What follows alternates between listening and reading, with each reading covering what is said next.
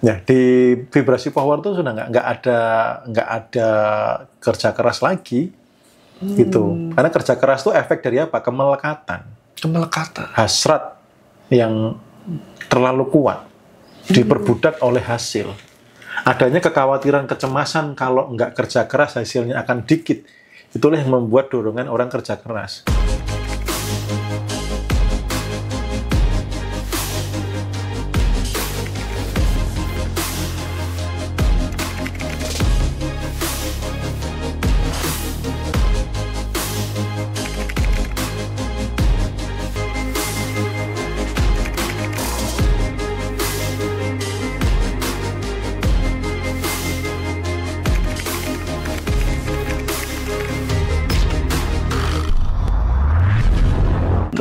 Kalau pandangan Mas Bimo sendiri tentang kerja keras gimana, Mas?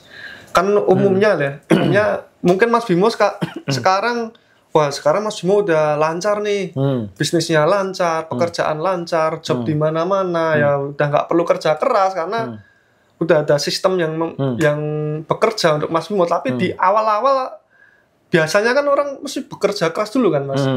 Bersakit-sakit dahulu, bersenang-senang kemudian. Ya seperti kita naik gunung lah, kita rekoso sih, nanti ngopi-ngopinya di atasnya. Mas Bimo sendiri bagaimana? Kerja keras itu waktu saya kerja sebagai supervisor dulu, saya kerja keras. Waktu sebagai supervisor? Berangkat telat dimarahin, tapi kalau pulang telat saya nggak dimarahin. Jadi itu benar-benar kerja keras yang hasilnya nggak seberapa. Gitu. Setelah itu kan kerjanya lebih santai. Oke. Itu ada sih kondisi di momen-momen misalkan nih tiba-tiba kok pengen begadang gitu loh untuk menyelesaikan sesuatu, tapi habis itu bisa jadi sehari 2 hari nggak ngapa-ngapain gitu loh. Nah kalau kerja keras itu kan kenceng terus kan ritmenya itu sepanjang hari kan kenceng terus. Berarti Mas tanya aja teman-teman ini yang ngantor, aku paling ngantor berapa jam, kadang sehari nggak ngantor ya gitu. Berarti Mas Bimo menolak untuk bekerja keras. Iya. Setelah belajar tentang ilmu vibrasi. Betul. Karena hasilnya lebih banyak ketika ditenang dan damai daripada kerja keras. Udah berapa tahun nggak kerja keras berarti, Mas? Saya pensiun melepas kerja keras tuh dari tahun 2017. 2017. Tuh, teman-teman Repent, Mas Bimo sendiri tidak mau bekerja keras. Ini kontroversial ya, dari 2017. Beliaunya ini tidak mau bekerja keras. Berarti udah 7 tahun ini, Mas, nggak bekerja keras. Nggak mau kerja keras. Terus ngapain, Mas, kalau nggak bekerja keras? Ya, kerjanya enjoy gitu. Kerjanya enjoy gitu. Lebih ke vibrasi atas gitu loh. Gitu. Jadi kayak contoh misalkan, mungkin di sisi orang lain, menurut orang lain tuh kerja keras. Contoh misalkan kayak tanggal 2 saya dapat undangan untuk di YT karena ada launching ya, YT affiliate gitu. Tanggal 3-nya orang pihak YT ke sini. Itu yang dari Jepang juga ke sini. Tanggal 4-nya orang TikTok yang gantian datang ke sini. Gitu. Nah, itu kan mungkin menurut orang itu adalah kerja keras. Tapi bagi saya itu menyenangkan gitu loh. Saya naik kereta ke Jakarta, habis itu di sana piknik ya. Nyampe subuh, terus habis itu siang saya di acara YT, terus malam saya balik. Terus besoknya ada mereka berkunjung dan sebagainya, saya nggak ngerasa kerja keras gitu loh. Enjoy aja gitu loh. Jadi bukan berarti kayak kerja keras itu lebih identik ritme yang rutin dan itu menyiksa. Oh iya, harus mengorbankan yang lain gitu loh. Bisa jadi saat itu saya lagi kenceng, tapi hari-hari sebelumnya atau berikutnya saya misalkan jalan-jalan sama anak istri gitu loh. Nah kalau kerja keras kan nggak bisa.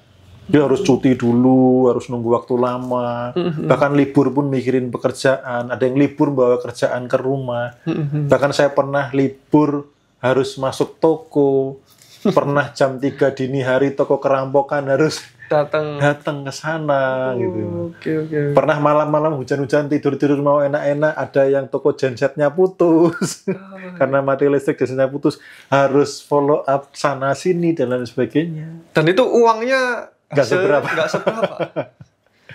Gitu. Nah ternyata ketika saya melepaskan kerja keras, uangnya lebih banyak. Gitu. Jadi kalau misalkan disuruh pilih yang mana? Ya milih yang nggak kerja keras. Ya. Iya. Berarti di ilmu vibrasi ini di tingkatan Ripen atau bahkan mungkin nggak usah jauh-jauh di Ripen, di vibrasi power di bawahnya Ripen ini, itu udah nggak perlu kerja keras ya. Ya, di vibrasi power itu sudah nggak ada kerja keras lagi, gitu. Karena kerja keras itu efek dari apa? Kemelekatan, hasrat yang terlalu kuat, diperbudak oleh hasil. Adanya kekhawatiran, kecemasan kalau nggak kerja keras hasilnya akan dikit. Itulah yang membuat dorongan orang kerja keras. Tapi memang bukannya gitu, Mas. Nah, umumnya sih. Iya, umumnya memang begitu. Tapi semakin keras kita bekerja, kalau yang sudah dilampaui itu kan dia sudah sangat yakin. Makanya vibrasi power kan ada salah satu vibrasi power itu kan apa? Yang optimis kan. Optimis. Orang optimis itu sudah nggak perlu kerja keras lagi. Mereka ya sudah action doing the best-nya itu sudah seperti kayak, jadi nggak ngoyo gitu loh, bro. Kerja keras tuh ngoyo itu loh. Ngoyo itu karena khawatir nanti kalau nggak achieve gimana, kalau nggak dapat banyak gimana, sehingga harus lebih keras lagi, waktu harus dikorbankan lagi, harus nambah cara lagi kayak gitu. Oke. Nah, kalau kerja keras dari sisi spiritual itu kan kerja ego. Gitu. Kalau yang di sisi spiritual kerja itu ya melibatkannya. Lakukan bagianmu, aku akan melakukan bagianku. Nah, kalau kerja keras itu sombong, nggak usah ikut campur Tuhan, aku aja gitu loh. Nggak usah repot-repot, tak kerjain sendiri gitu loh. Aku aja yang kerja gitu loh. Tuhan nggak usah nyetir, setiramu rapi nak, aku nyetir nyetir dewe. Lalu saya keinget ada komentar teman-teman di episode kemarin, Mas. Saya tukang kuli, Mas Bimo. Bagaimana bisa kaya? Padahal kuliah memang diharuskan kerja keras, Mas. Itu gimana? Ya, makanya ketika saya kuli lalu kemudian membatasi, maka nggak bisa. Oh, gitu ya? Ya, makanya nggak bisa. Gitu. Tapi kalau dia mulai melepas batasan, mulai masuk ke Ripen, lalu petunjuknya dilakukan, itu ada potensi bisa kaya.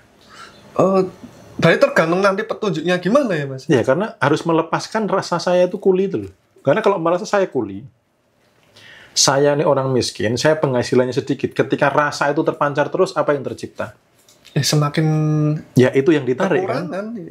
Itu kan sesuai dengan persangkaan hambanya. Oke, detik sekarang saya kuli, tapi saya mulai merasa saya berkelimpahan. Melepaskan rasa cemas, khawatir, takut. Kayak tadi yang di TikTok saya juga ngelihat ada yang nanya, bagaimana orang desa bisa kaya? Lah, saya emang orang kota. Saya dari orang desa. Saya lahir cuma di dapur, bukan di rumah sakit. Oh gitu? Iya, saya hanya lulus SMA. Mas Bimo lahir di dapur? Iya. Serius, Mas? Serius, tanya orang tua saya. Saya lahir di dapur, bukan di rumah sakit. Gitu loh. Dan baru tahu benar-benar dari asli desa. Gitu loh. Makanya saat saya merasa saya orang desa, saat saya merasa saya hidup di desa, ya akhirnya seolah-olah hidup saya itu akan di desa terus. Seolah-olah hanya akan miskin terus. Tapi begitu belajar pengembangan diri, belajar vibrasi, mulai sadar kaya.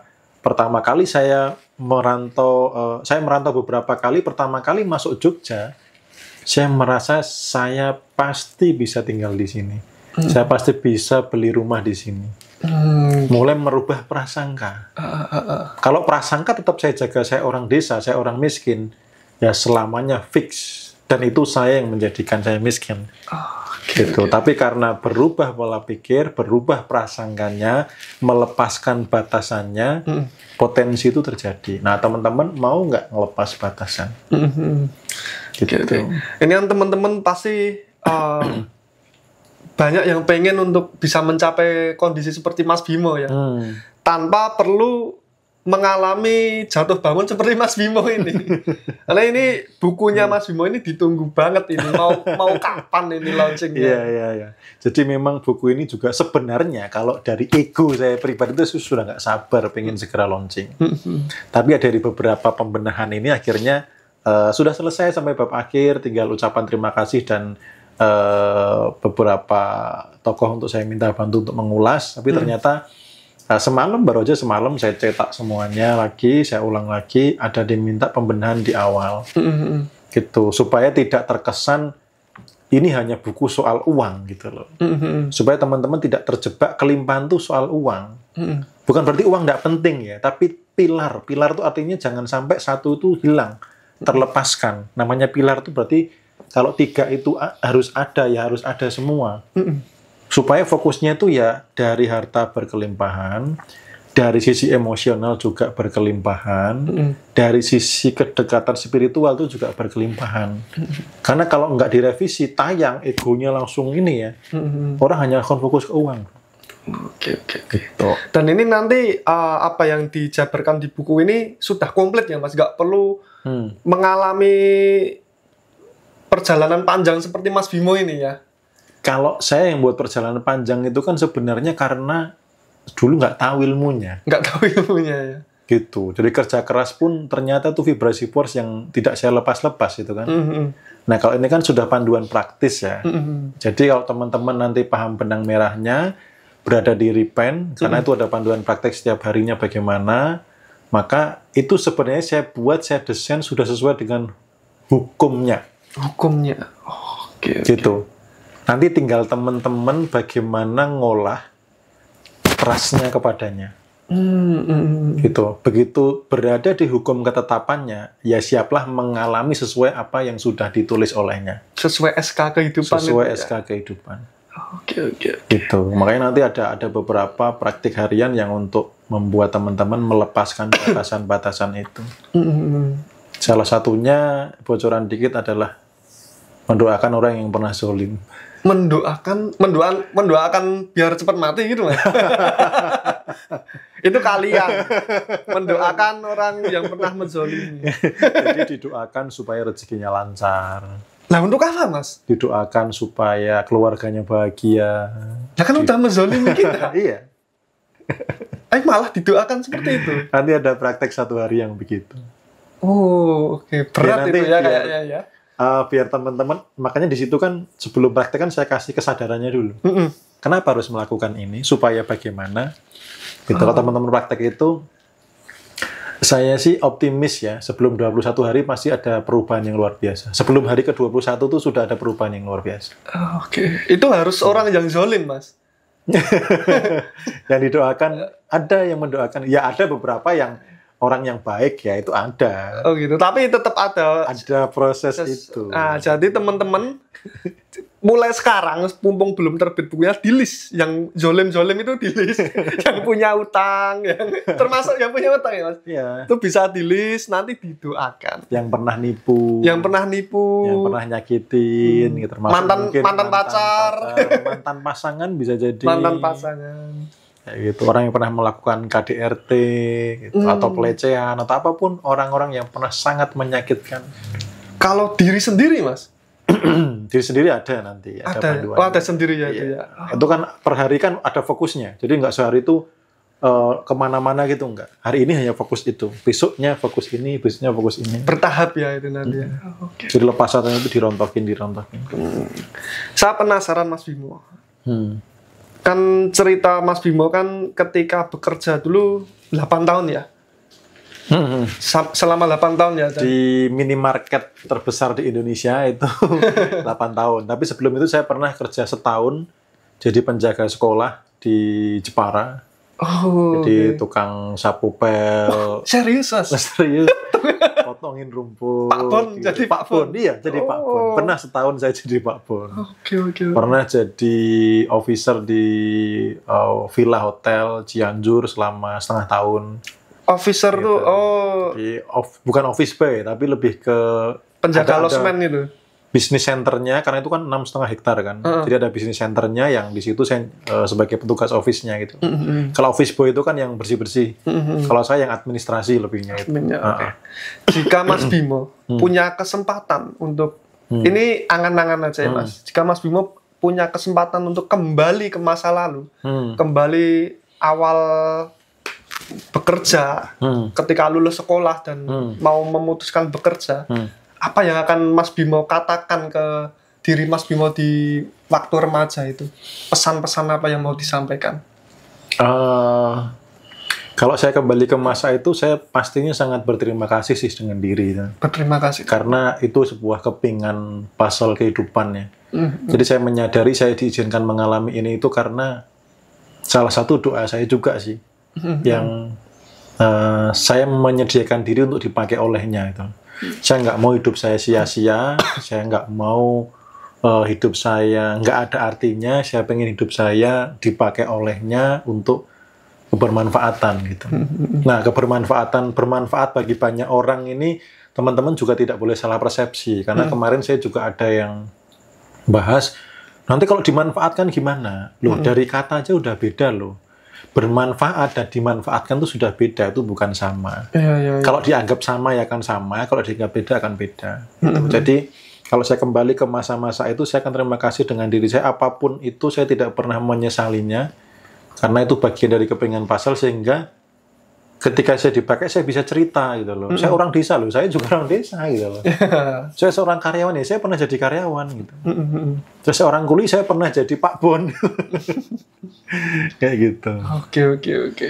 Ilmu apa yang bakal Mas Bimo gunakan jika bisa kembali ke masa lalu pada saat itu ya? Dengan kesadaran sekarang tentunya. Dengan kesadaran sekarang itu, yang pasti adalah higher self dan intuisi.